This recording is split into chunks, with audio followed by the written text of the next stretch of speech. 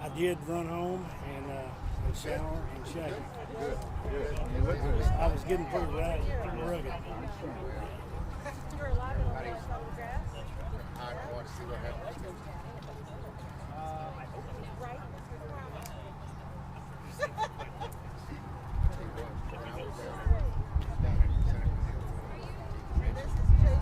And it was fine. It was good.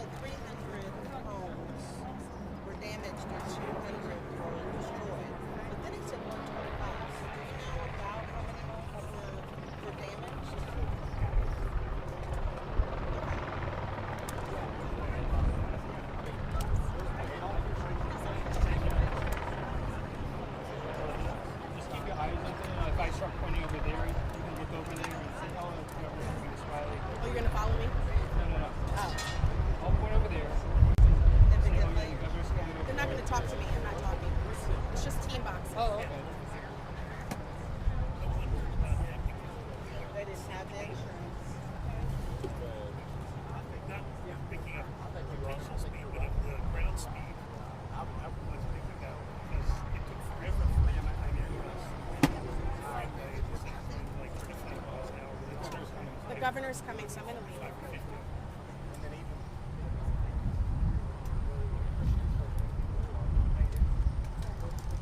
Where can I cut it?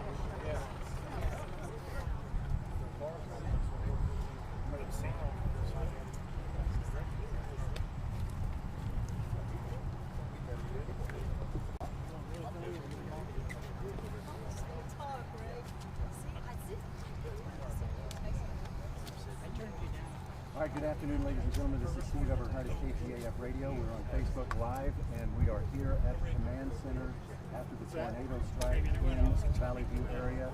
This is the site of the AP gas station that was destroyed. The governor is here and several other luminaries, and we're going to be hearing them speak in just a few moments. Please stand by.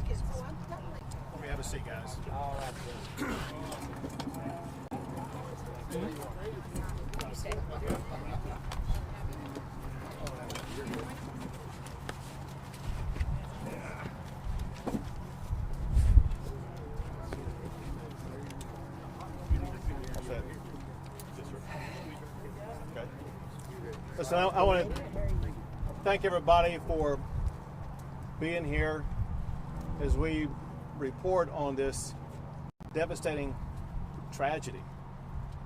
Texans across the state are saddened by the tragic loss of life and the storms that have now claimed at least 7 lives.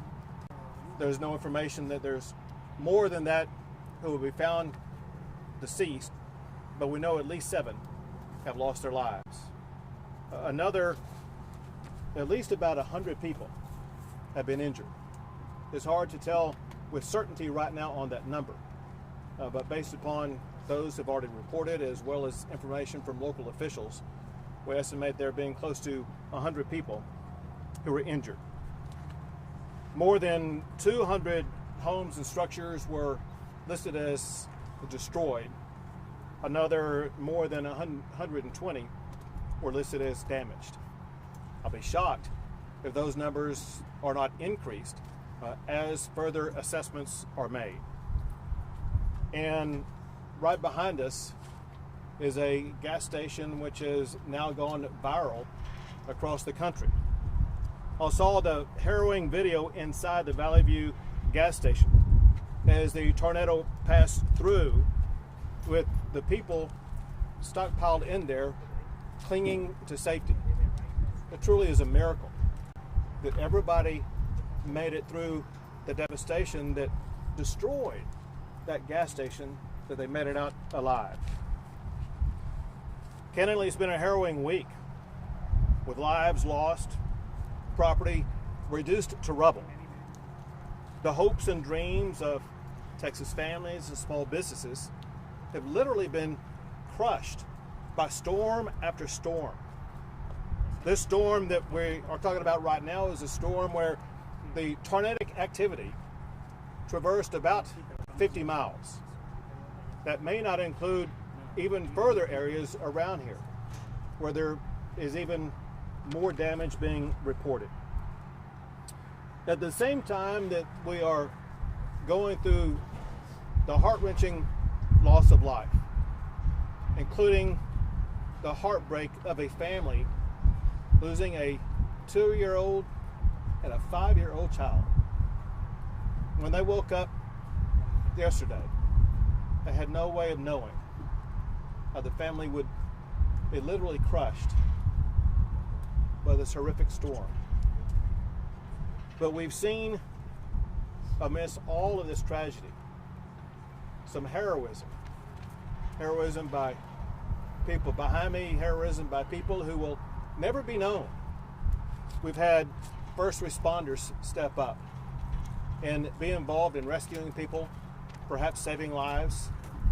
The volunteer fire departments in this region have received rave reviews for their response to these storms.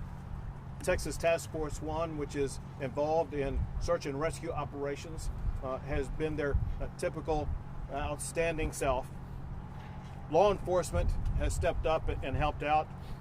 Local, state, and federal officials have all been a part of this solution process. But in typical Texas fashion, we have friends and neighbors and fellow Texans just helping out one another.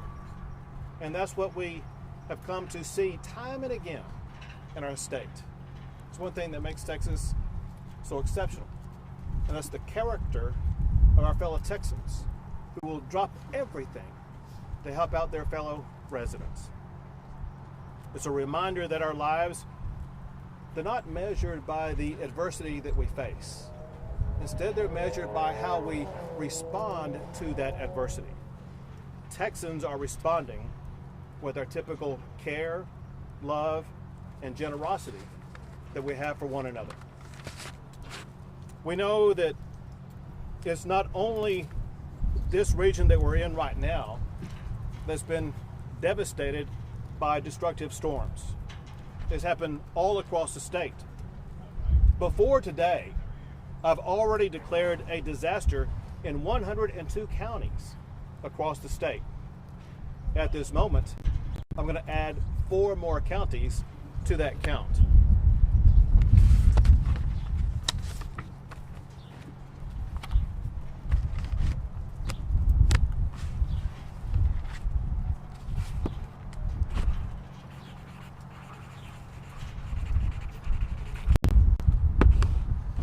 I've just signed a disaster declaration that adds Denton, Collin, Cooke, and Montague counties to the state disaster declaration. So there are now 106 Texas counties subject to a gubernatorial disaster declaration. That's more than a third of all Texas counties that are now subject to a disaster declaration. Earlier today, I spoke with the FEMA administrator. It's the second time in a week that I've spoken with her. She has pledged support to work with the state, local communities, and our residents as we go through the process of healing and recovery. I also want to thank Tony Robinson. Tony, where are you? Right here. Tony Robinson is the regional administrator for FEMA. Tony is from and lives in Denton County. We're proud to have you from Denton County, Tony, and thank you for everything that you've done. The Texas Division of Emergency Management has provided a rapid response to all of these locations around the entire state of Texas that have been affected by these storms. They've been saving and protecting lives and property. They've been assisting local governments with all of their local needs and assisting local residents with their very profound challenges.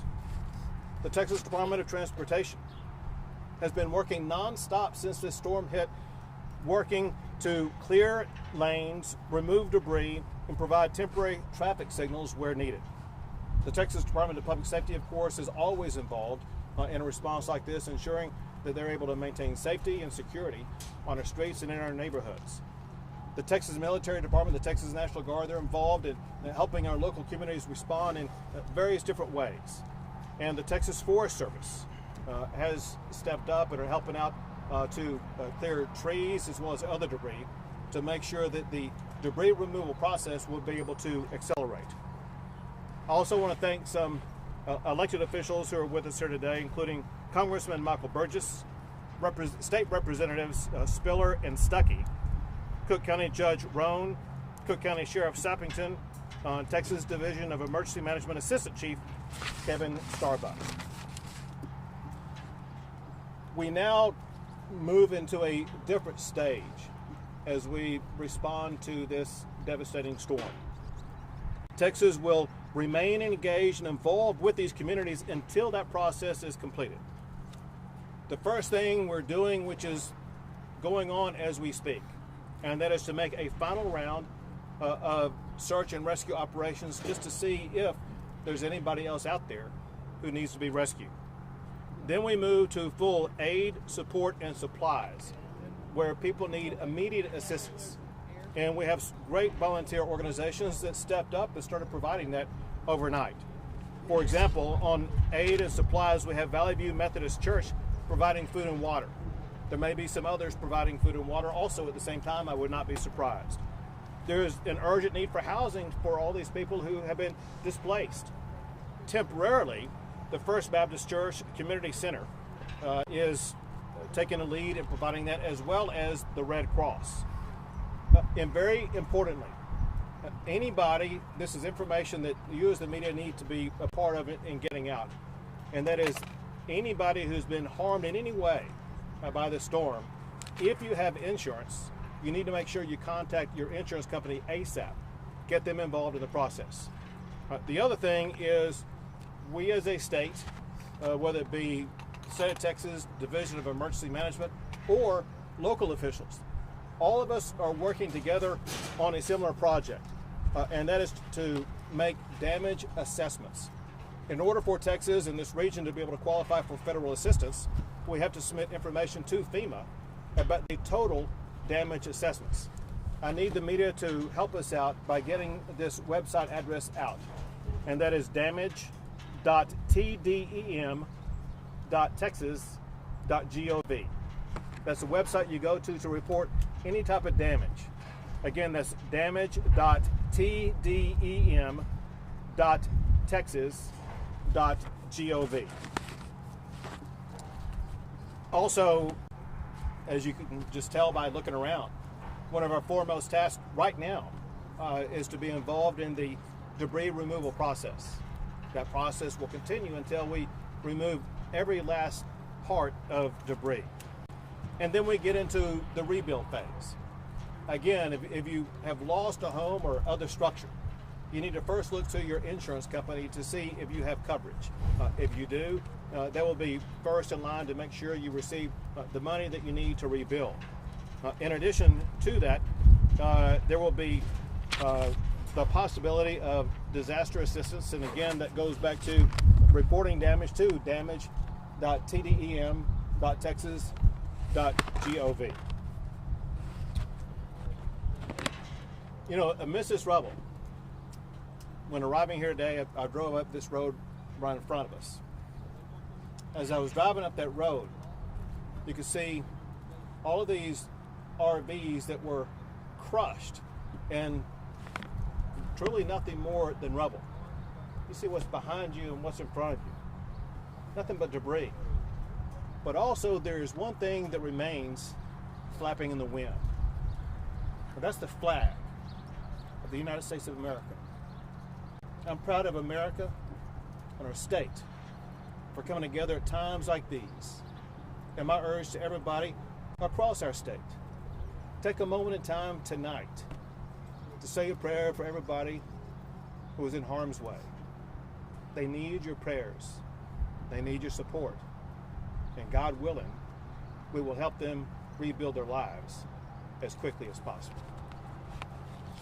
Now I want to turn to Judge Rowe, County Judge of Cooke County. I would like to, first of all, thank everyone that's here. I would like to thank everyone who has taken part in the effort since last night, since the horrible storm that we had. I would like to compliment and thank the commissioners of Cooke County, who all have been here since countless hours since yesterday, taking care of debris, taking care of people, taking care of whatever needs to be done. I'd like to make sure that Ray Fletcher and the TDEM people that have been here, and all other people that have come here, get their recognition. And at this point in time,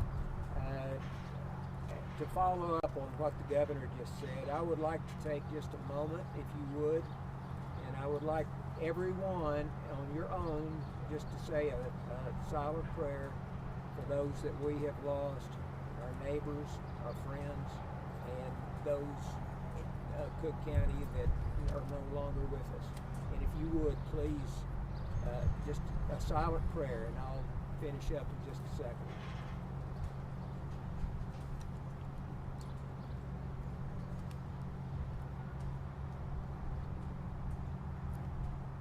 Thank you very much. Mine was much like the one I said last night when I was sitting on my house in Lee Street, watching the tornado on the radar head right straight for us. And that prayer, I think, is the only thing that saved it from collapsing us, just like you see here today. Thank you very much, and thank everybody that's taken part in this, and the press, and everybody else. Thank you. Thank you, Judge. And now Ray Fletcher, the Cooke County Emergency Management Coordinator. Thank you, Governor. Well, we appreciate everybody being here today, and of course remembering those we've lost. But you know, the effort it takes to respond to an event like this and have a unified command where everybody shows up to help No egos showed up. Everybody knew they had a job to do, and they were going to do whatever it took to help out and save as many people as we could and make this environment safe. So great opportunity for everyone to work together, and they did a great job doing that. Our job continues, as you said, we'll continue with the secondary assessment now, and then tomorrow we'll start getting on the debris management issues and coordinating with all of the folks that did lose their house to try to help them find a meaningful way to gain housing again. It's no small feat, and it's going to take the entire community as well as our volunteer organizations, the Red Cross especially, to do that. We also have a very strong agency. We call it our VOAD, or Volunteer Agencies Active in Disaster, and that's going to be a big help for us. They help mix or match the needs with the resources that are provided. And so if anybody would like to make a cash donation to help out these people who have been significantly impacted by this, you can contact the First United Bank in Gainesville and tell them you want to contribute to the VOAD Disaster Fund, and your funds will be used to specifically assist with this event. And again, just thank you all for being here. Thank all of our responders and commissioners. Again, it takes a team and it takes a region that is willing to come together and help each other out in this time. Thank you very much, Ray. And now Kevin Starbuck, the Assistant Chief of the Texas Division of Emergency Management. Okay. Good afternoon, and I'd like to start off with just the importance of preparedness. Here in the state of Texas, we have a very dynamic spring season.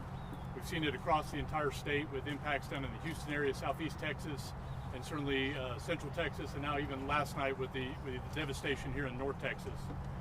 I can't stress enough how important it is for citizens to be prepared.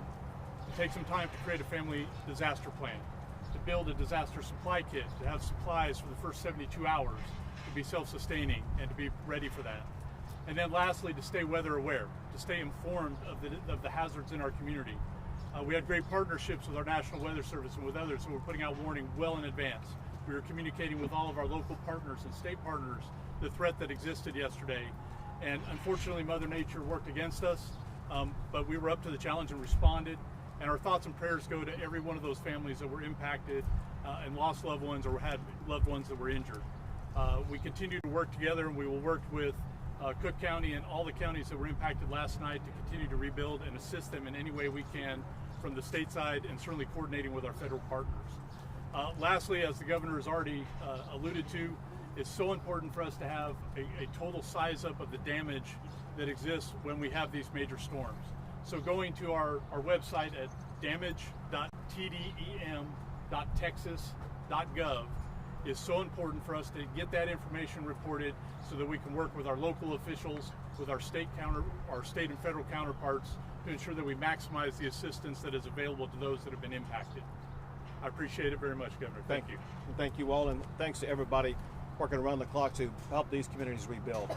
Are there any questions we can try to help you answer? Kevin, can you talk a little bit about the advanced warning that was given to residents of Valley View? Were the sirens activated, and how much time did they have to get to a safe place? I'm going to defer to our local county officials, because warning is a authority of our local jurisdictions. And while we certainly work with our National Weather Service partners and from a state perspective to communicate general information on the threat of weather across the area, local officials are tasked with warning systems and how they communicate warning. That particular cell, I believe, originated in Montague County well before 10 o'clock, probably around 9:30, 9:40, and it came across the southern end, bottom edge of Montague County toward Forestburg. It had a tornado warning on it that extended into Cooke County. So Cooke County residents got a tornado warning probably 20 to 25 minutes before that storm hit the county line. Once it did come into the county, another warning was issued to specifically draw that tornado into Cooke County, and provide that more warning. My understanding is the impact in the county was somewhere between 10:20 and 10:40 last night.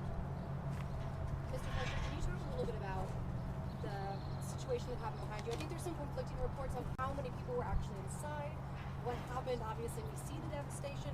So how many people actually were in the bathroom, for example? I don't know how survived many. cars?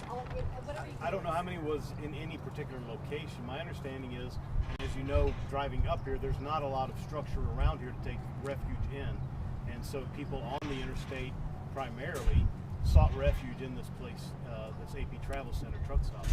And my understanding is there were approximately 125 people inside there when the tornado did hit, and that were then gotten rescued or taken out of there. Most of the vehicles, as you can see, are damaged and in a very unsafe environment right now. So until we can get in here and get this cleaned up better, and we're trying to do it as fast as we can to get them back there. Is anybody killed at this location? No. No, not at this Go ahead. Governor Justin Michaels with the Weather Channel. Is there an active search ongoing right now for people who have been reported missing? So as of right now, I am told there's no one reported missing. That said, we are making one last round of searches to make sure there is no one missing. Governor, of the 106 counties that have been declared as disaster areas, is that for this year as a whole? And if so, is that unusual to have that many counties declared as a disaster? So that's for this season.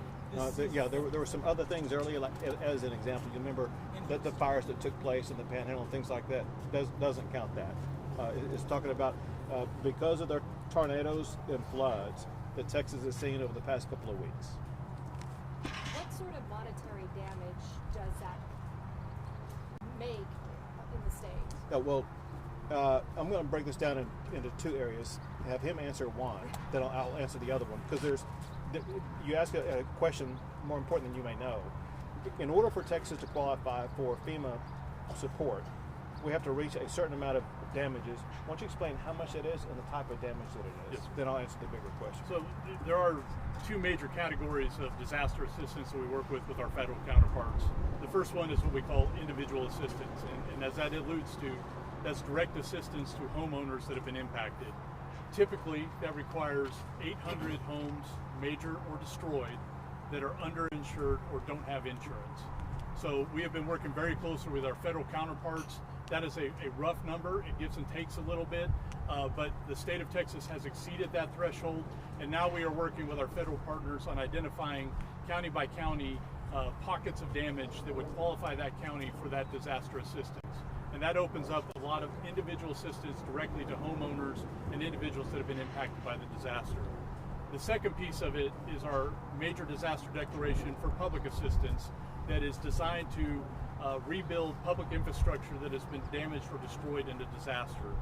Very similarly, the state has a threshold that is based on a per capita basis, but our threshold is in excess of about $54.5 million. With this current round of disasters that began back on April 26th, the state of Texas has exceeded that threshold with the damage that occurred down in the Houston and Southeast Texas area. We now continue to look county by county for areas where we have pockets of public infrastructure that has been damaged or destroyed, and work with our federal counterparts to exceed their county threshold to then make them eligible for grant dollars from the federal government to start to rebuild that infrastructure and bring those communities back. We feel that the 4 counties that were added to the declaration today, every one of them we feel will exceed that individual assistance declaration and will be added to the federal declaration for individual assistance. Public assistance will continue to navigate that and look at the damages to public infrastructure, but as we see here in Cooke County, the vast majority of that damage is to private property and individual homes. So it may not exceed that public assistance threshold, but we certainly are never going to stop until we overturn every rock and look over every piece of information to make sure that we maximize the potential benefit to our communities that are impacted and the individuals that have lost so much. Ray also mentioned, and I think very importantly, the importance of our volunteer organizations active in disaster in providing assistance to those that are impacted. There are so many opportunities to go to those classic agencies that we all know, the Salvation Army, the Red Cross, Team Rubicon, and others. But as Ray alluded, there is a local fund that will help individuals directly here in Cooke County. And we will see likely very similar funds that will be opened up in every county that has been impacted by last night's storms and other storms that have occurred prior to this. Do you know how many people in the 4 counties have had power knocked out and what the timeline looks like to restore that? So it's my understanding, as we get here today, there's about 38,000 people still without power right now. Encore is the major power provider to most of those folks, and they're working around the clock as we speak right now to try to get them back online. There's one local power company, Pentex, where you said it may be a couple of days or something like that. They're hoping to have the last of it done tomorrow evening. I'm sorry, last of it will be done tomorrow evening for Pentex. I think there's some wire lines that need to be put up. Governor, has the National Weather Service assessed the strength of the tornado yet? So they have. We got a report on it, and if we don't mind, we can call her up. She can. Why don't you come on up? You can step right here. Step on in here, or you have a seat, and she'll give you the full report. So the question was about the assessment with the rating of this tornado so far. I do want to say, first of all, our prayers go out to all of those who were affected. It's unfortunate that an event and a tragedy like this is bringing us here together today. And as he said, the recovery efforts and the community coming together is going to be a big aspect of it. There is a lot of cleanup that has to be done. We still are not quite exactly sure how many tornadoes there have been. It's a puzzle piece we're going to have to put together as this circulation persisted and reformed a couple of times. Here in the Valley View area where we are right now is one of our highest rated areas. Right now we are rating it at a higher end EF2 with near 135 mile/hour winds. So we still have work to do over the next 1 to 3 days to assess how many tornadoes and find additional ratings. I don't have the ones in front of me for Montague, other parts of Denton, and we have a team in Collin County right now. Maybe have to extend into Hunt County at some point too, but that's where we stand right now. You said 135? 135 preliminary maximum estimated winds here, yes. Maximum gusts or sustained? That'd be gusts. Or associated with the tornado. Governor, as Go you ahead. manage this catastrophe, your team here does more than 100 counties in Texas dealing with emergency declarations that you have signed. We're coming 6 days and 6 hours until hurricane season starts, and you're still managing all of these catastrophes. How is Texas doing as you go into yet another type of severe weather season, and every indication is this could be an active one? Texas, time and again, proved very resilient. And time and again, especially the folks on the Gulf Coast that have been through Hurricane Harvey and so many other tragedies like that, they come together, they rebuild very rapidly. They're very resilient. We're seeing the same thing here in Cooke County. And so we will piece our lives back together, get back to business, rebuild families. There's only one thing that cannot be rebuilt, and that's the loss of life. That's why we always stress to everybody, whatever you do in any type of storm, put life first. Protect life at whatever cost you can, because life is irreplaceable.